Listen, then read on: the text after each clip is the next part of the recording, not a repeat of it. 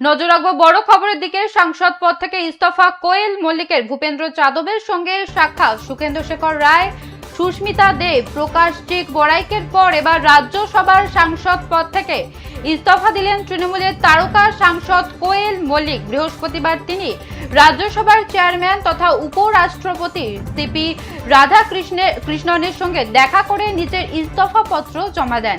এর জেরে রাজ্যসভায় তৃণমূলের সাংসদ সংখ্যা কমে দাঁড়িয়েছে 9তে। সূত্রের খবর, সাংসদ পদ ছেড়েই কোয়েল কেন্দ্রীয় মন্ত্রী তথা সাংগঠনিক শীর্ষ নেতা ভূপেন্দ্র যাদবের সঙ্গে দেখা করে। তবে কি তিনিও এবার বিজেপির পথে, সেই প্রশ্নই উঠছে বারবার।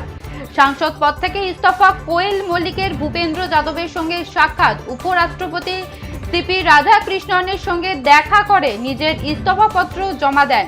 রাজ্যসভার তৃণমূলের সাংসদ সংখ্যা কমে দাঁড়িয়েছে 9তে।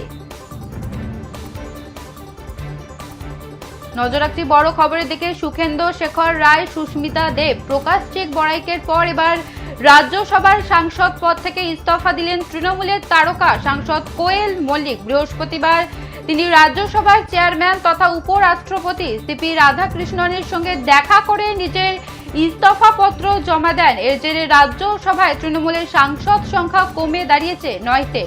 সূত্রের খবর, সাংসদ পদ ছেড়েই কোয়েল কেন্দ্রীয় মন্ত্রী তথা সাংগঠনিক শীর্ষ নেতা ভূপেন্দ্র যাদবের সঙ্গেও দেখা করেন তিনি।